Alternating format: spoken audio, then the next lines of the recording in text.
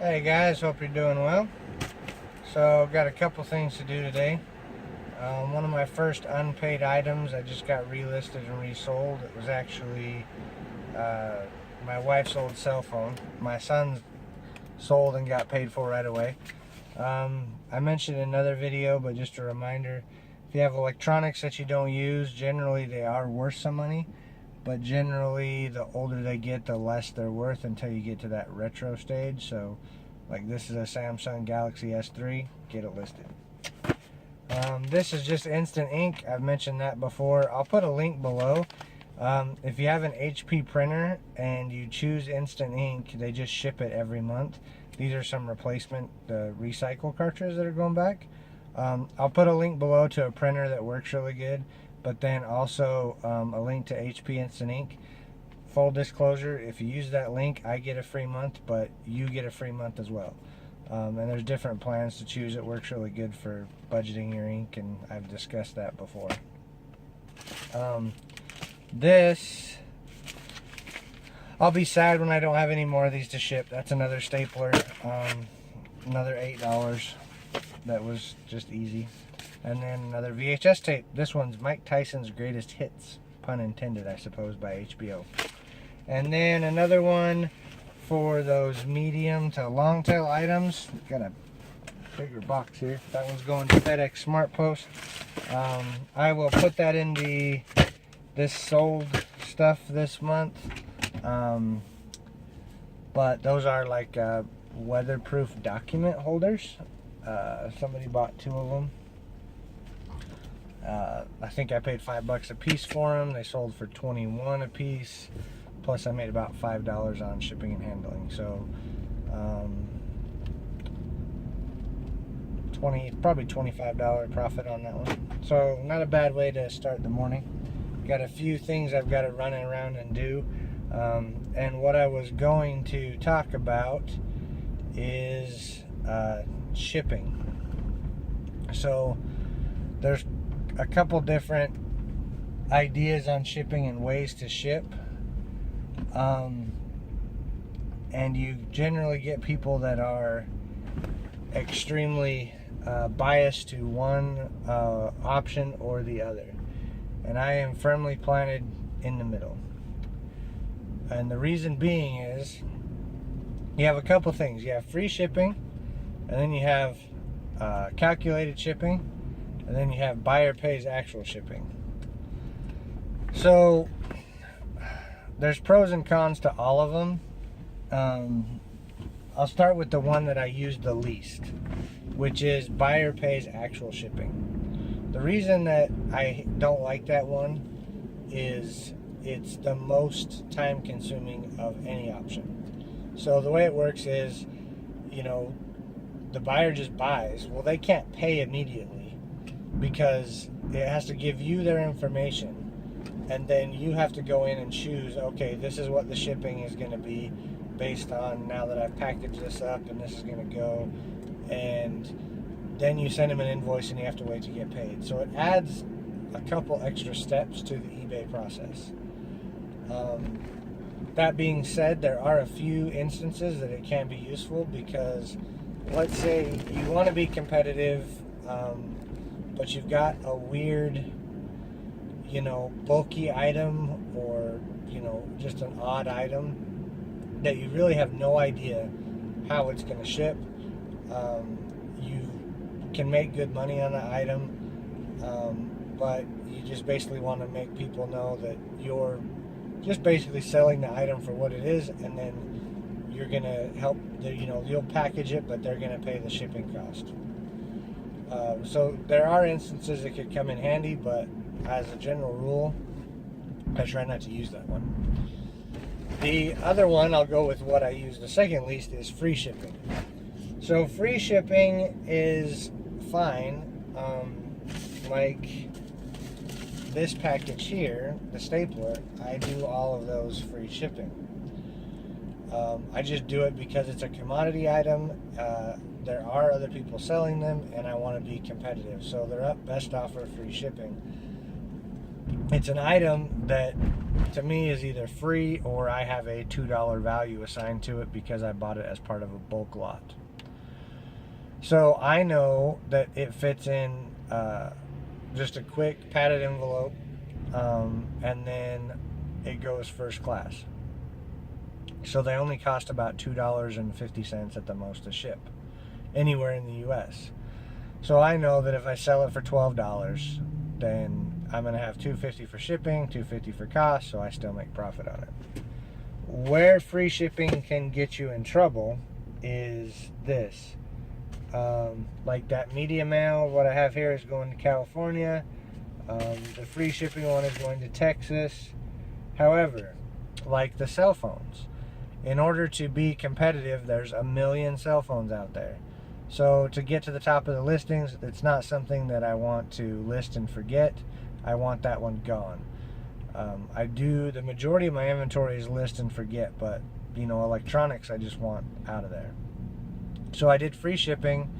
I think I put it up for $50, best offer. I got a bunch of crazy lowball offers that I ignored or joked back with. Actually, the person that bought it, they sent me an offer. Like I said, I had it up for $49.99, free shipping or best offer.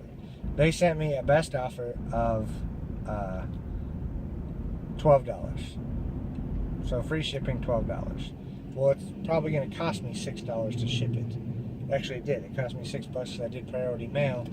But I'll tell you why here in a second. But so I replied back with $59.99, and so they messaged me and said, "Hey, that's higher than your original price." And I said, "Yep, your offer was a joke. I thought I would make one too." They went back to the auction and bought it for full price, $49.99. So it is what it is. Or yeah, I think they made a best offer of $41, and I had it to auto accept at $40, so it took it. So anyway, you can be jokey with your customers as long as you're not a jerk about it. I think maybe I just got somebody with a good sense of humor, but that's a good example of where free shipping can bite you, and why I use it sparingly. Because this item, of course, it's one I offer free shipping on, and it goes to Miami, Florida. It's going to be a fortune to ship, so just because of the distance. So it was too much for first class. It weighed too much, so I had to do it. FedEx Smart Post was going to be like $12. All the other options were expensive, so it was a flat rate box, $6.48 or whatever it was. So that's where you have to be careful with free shipping. You need to know what your item weighs and how much it's going to cost you to ship it. Like, I guess if you live in the middle of the US, you could just pick a coast and go off shipping there. Me, I'm fairly close to the West Coast. I'm in Utah, so if it goes California or south or north of me, it's pretty much regional and it's cheap. But it seems like all my customers tend to be back east. So I just got to FedEx. I've got to drop off that one box. I'll be right back out, and I'll tell you about the last part of shipping, which is calculated shipping, which is what I use the most. 1 second. So, done at FedEx and realizing cash-wise, I am down to $20, $30, $41. And when you're reselling, first of all, you need small bills, which I'm low on. And also, I gotta have cash for offer up and things like that. So, next stop, ATM. Anyway, so calculated shipping is what I use the most. And this is thanks to Scavenger Life, especially Ryan, who explained why she uses it. And I would say, and this I don't know for certain, but I would say back when I did eBay quite a bit years ago, either it wasn't available, and somebody will correct me if I'm wrong, I'm sure, but it either wasn't available or I didn't know how to use it. Either one is entirely possible. But it is what makes things very, very easy. So calculated shipping, you put in your weight, your dimensions when you list the item, and then you can also put in a handling charge, which honestly, I strongly suggest, especially if you're doing buy it now with best offer, do a handling charge. So take, for example, like I was just at FedEx, so here's an example. You've got a laptop and you don't have the original box for it. So my suggestion to you, if you don't have the original box for a laptop, is if you have a Uline or a Expedex near you, they'll be cheaper there. If not, go to FedEx. Ask for a discount. They will give you one, especially if you're dropping off SmartPost stuff. But on the shelf, they have FedEx laptop boxes for $15. They are designed to ship laptops. This is coming from someone who worked for HP for 5 years, and I had to ship a lot of laptops to remote customers. I used a lot of these boxes. They are designed to suspend the laptop in the middle of the box. They've got like 2 shrink wrapped pieces of cardboard, and they hold it in the middle of the box. They work amazing. I shipped a ton of super high-end laptops. We're talking, $5,000-$6,000 laptops. I would ship them in those instead of our HP boxes, even if I had the original box, just because they protect them better. So if you've sold a laptop, made some good money on it, but the way to take that money is, do your measurements, do your weight, calculate your shipping. Now, change your handling charge, and I wouldn't even just change it to the $15, because you don't know you're going to get a discount, but also you need to get paid for packing it. So make it 18, make it 20. So it's not going to tell your customer the exact price of your handling cost. It just tells them shipping and handling is X amount of dollars.